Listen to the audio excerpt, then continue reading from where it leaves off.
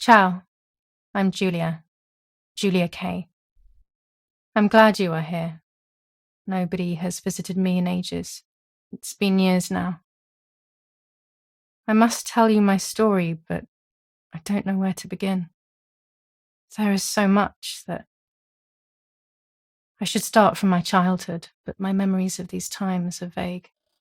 I only remember the summer of 1929, when they sent me off to stay with my nanny.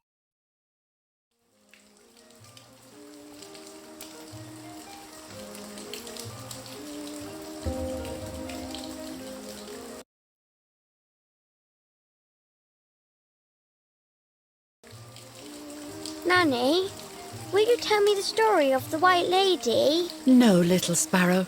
Not tonight. A fog is coming, see? Yes. I know that when it's foggy, the lady kills young women. But why is she so evil?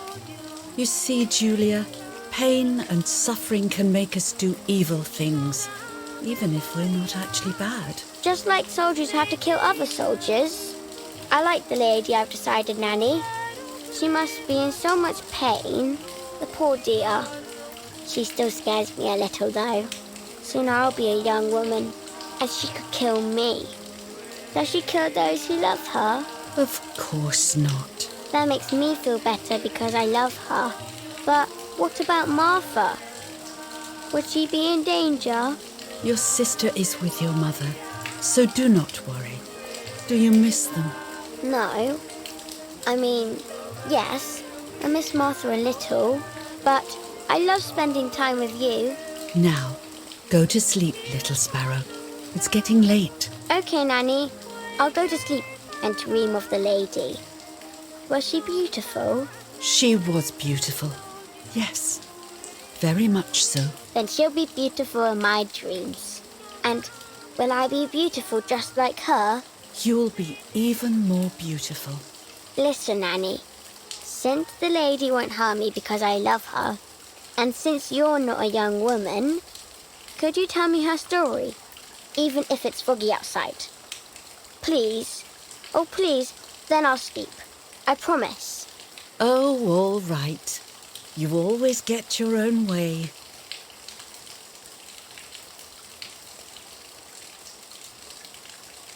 I loved Nanny and I loved that story.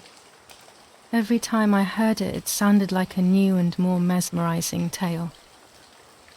Every night I would ask her to tell me about it, even though it scared me. Even now I can remember every single day of that time and how happy I was.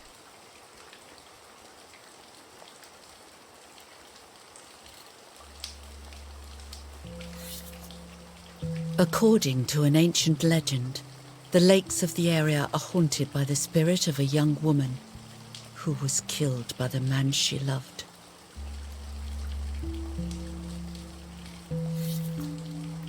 She was expecting a lover's stroll by the lake, gazing out at the old tree growing on the lake's island.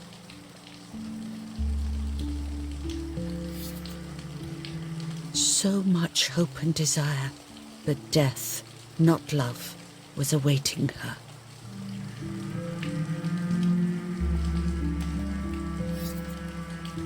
In despair, the man confessed he had killed her out of jealousy.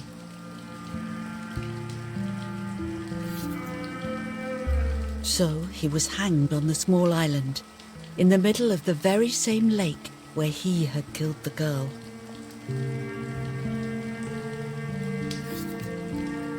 They searched everywhere, but the girl's body was never found.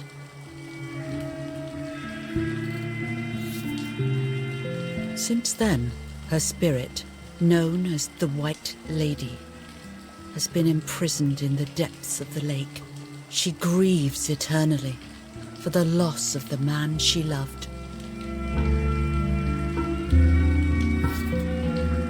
When fog arises, the White Lady is known to leave the waters of the lake and roam the woods, looking for her long-lost love, in vain.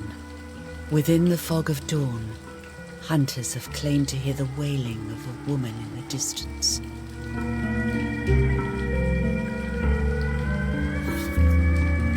Every time the sad memory of the night she perished stirs in her soul, she takes the life of a young woman by slaying such a life in its youth.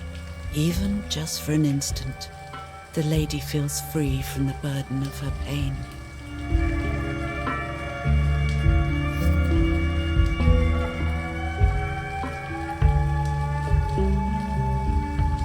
Good night, Nanny. Good night, my love.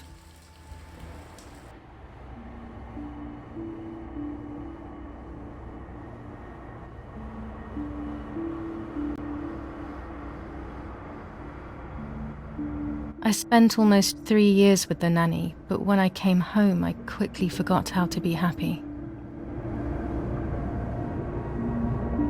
My memories do not return until 15 years later, in 1944, when I stayed in that house. I enjoyed setting up cameras in the woods by the lake. My father created a device that attached to the cameras.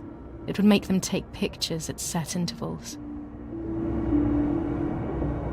I was trying to photograph animals, or whatever else was in that damned place.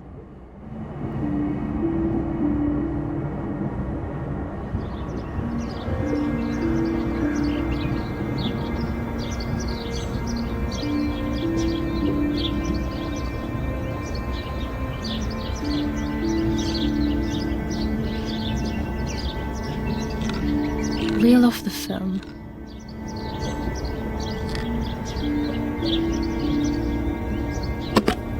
Open the camera. Remove the old roll of film.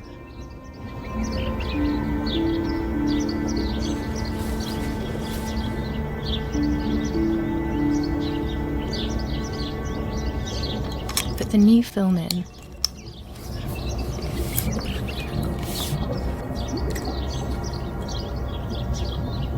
Close the camera. Load the film.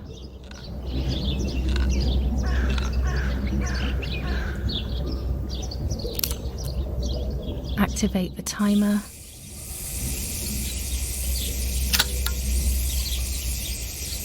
Almost ready.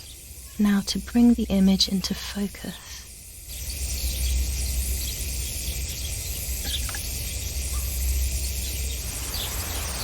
There's something floating on the surface of the water. If I frame it better, I might be able to see what it is.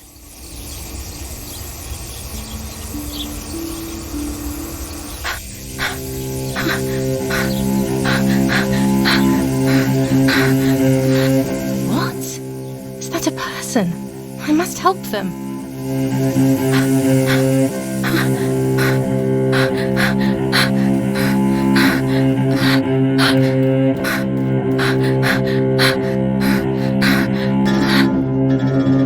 I was horrified at the idea that someone might have drowned in my lake. The lake was my world, where I would spend entire days daydreaming. I would lose myself in my thoughts, but that was a rude awakening. So terrible.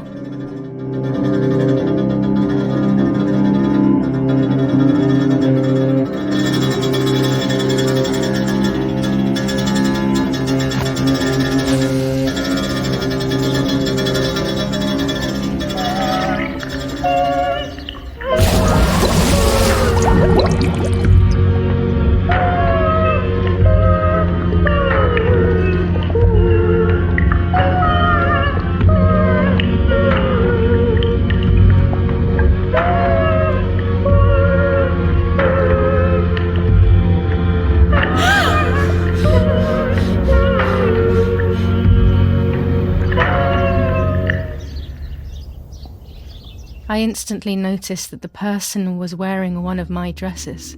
I was scared. I dragged that lifeless body as best as I could to the shore, trying not to drown myself.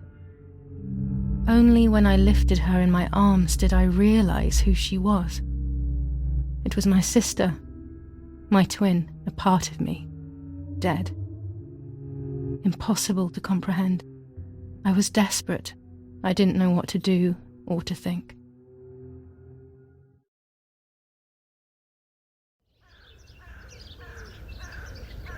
have to stay calm. Martha is not dead. It's not possible. It's not true. There's no need to worry. Everything is fine. Everything will be fine. Martha, February 26th, 1923.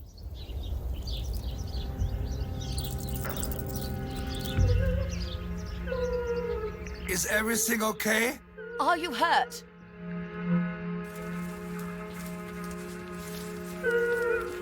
What are you doing? Go, Eric, run! My parents ran towards me. My mother hugged me. She, who detested me, was now cuddling me. Her warmth filled me with life, and the pain became bearable. I felt protected. "Martha, are you okay?" she asked me, speaking slowly in order to let me read her lips. She thought I was deaf. She thought I was Martha. I didn't want the moment to fade, so I meekly nodded my head. I didn't realize I had done something that couldn't be undone.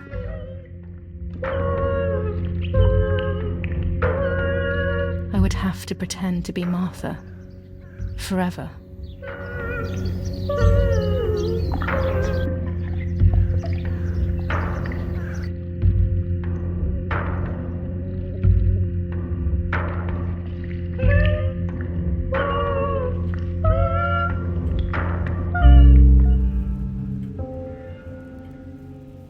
O Lord, who gives life to the dying, let your sacrifice.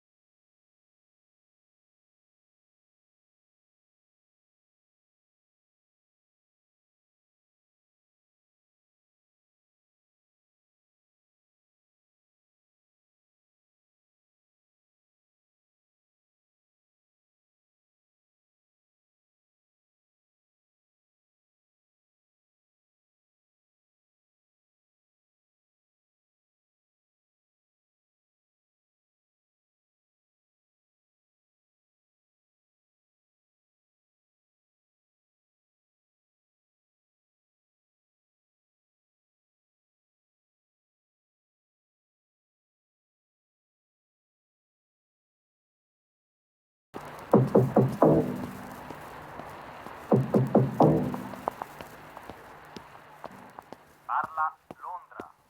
Trasmettiamo alcuni messaggi speciali. Non è felice. È cessata la mia What's happening? Who closed the door?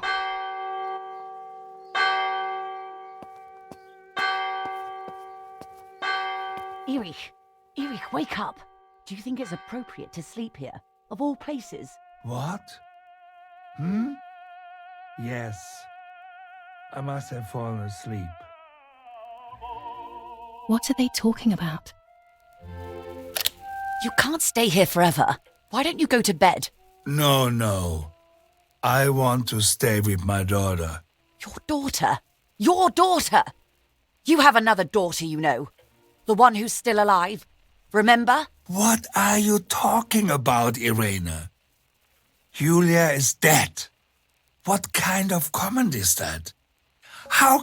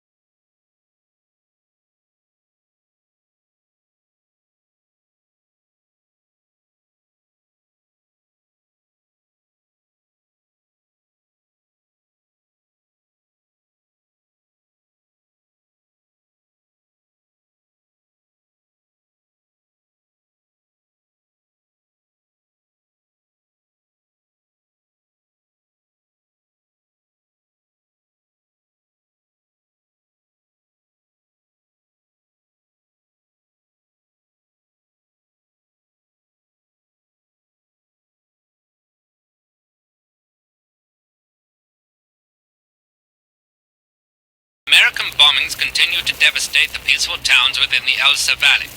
We have heard some tragic news from the area of La Ramola. The young daughter of German Army General Erich K. was murdered near her home. What possible reason could there have been behind such a cowardly act?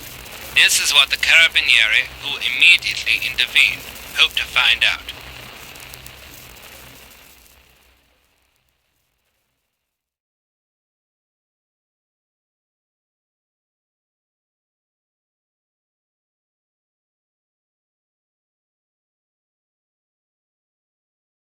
Mother didn't seem to suffer from the situation. All she cared about was that my death was so painful for Martha. But not having me around anymore must have been a great relief to her. At the end of the day, it was better for everyone that it was me who died. And it was better for me too that people thought that. But the guilt began to consume me. That's when I started having horrible nightmares.